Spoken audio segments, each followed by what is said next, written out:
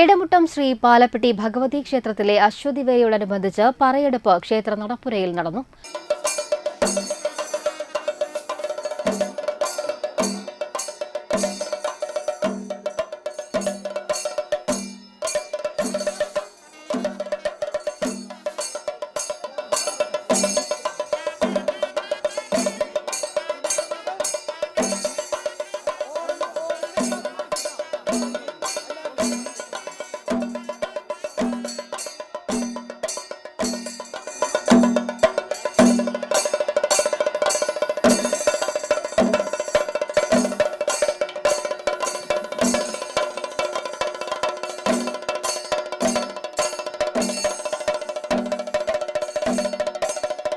ക്ഷേത്ര മേൽശാന്തി പ്രദോഷ് ശങ്കർ മുഖ്യ കാർമ്മികത്വം വഹിച്ചു.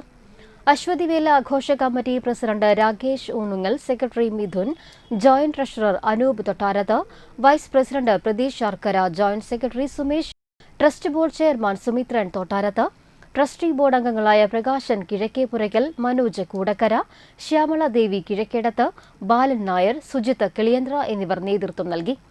തുടർന്ന് രാവണവധം പാവക്കൂത്ത് നടന്നു. തിങ്കളാഴ്ച അശ്വതിവേല ദിവസം ഉച്ചതിരിഞ്ഞ് 4-ന് നടക്കുന്ന കാഴ്ചശീവേലിക്ക് 5 ആനകളുടെ അകമ്പടിയോടുകൂടി പാറമേക്കാവ് കാശിനാഥൻ ഭഗവതിയുടെ തിടമ്പേറ്റി. പെരുവനം കുട്ടന്മാരാർ മേളമൊരുക്കി.